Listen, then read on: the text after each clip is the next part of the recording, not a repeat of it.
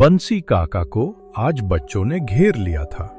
सब बच्चे जिद कर रहे थे, काका प्लीज कोई मजेदार बात सुनाइए, जब आप छोटे थे। बंसी काका मुस्कुराए, थोड़ी देर आंखें बंद की, मानो किसी पुराने जमाने में लौट गए हों।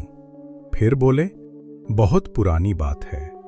जब मैं तुम्हारी ही तरह छोटा था, मैं अपने माता पिता के साथ एक सुंदर से गांव में रहता था। गांव के चारों तरफ हरियाली ही हरियाली थी, खेत, बाग बगीचे और जंगल। हम गांव के लोग बहुत मिलजुल कर रहते थे।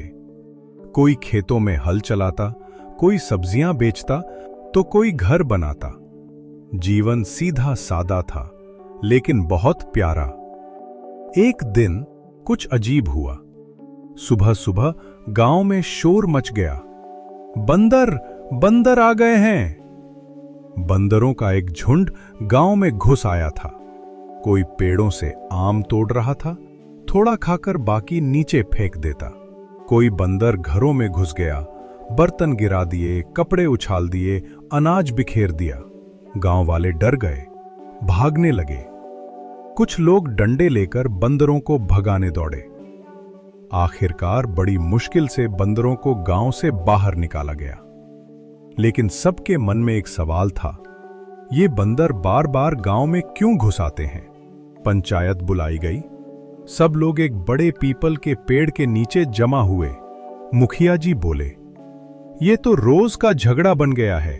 आखिर ये बंदर बार बार क्यों आ रहे हैं? बंसी चुपचाप खड़ा था, लेकिन अब रहा नहीं गया। मैंने हिम्मत जुटाई और बोला, ये बंदर पहले ऐसा नहीं करते थे। पहले वे जंगल में रहते थे, लेकिन अब उनके पास खाने को कुछ नहीं बचा। सब मेरी तरफ देखने लगे। मैंने धीरे धीरे कहा, हमने उनके जंगल के पेड़ काट दिए हैं, वही पेड़ जिन पर वे रहते थे और जिनसे उन्हें खाना मिलता था।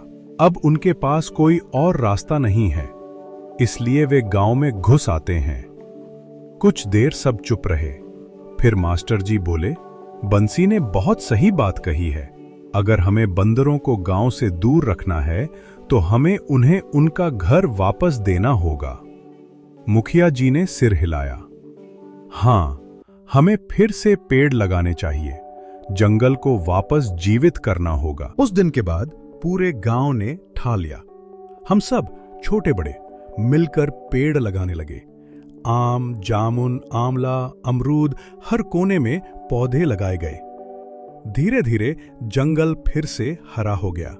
बंदर वापस अपने घर लौट आए। अब वे गांव में नहीं आते थे। गांव में शांति आ गई और मेरे दिल में एक गहरा सुकून, क्योंकि उस दिन मैंने जाना, प्रकृति को बचाना जरूरी है। किसी और के लिए नहीं, आपके लिए जरूरी है, हमारे लिए जरूरी है, हम सब के लिए जरूरी है।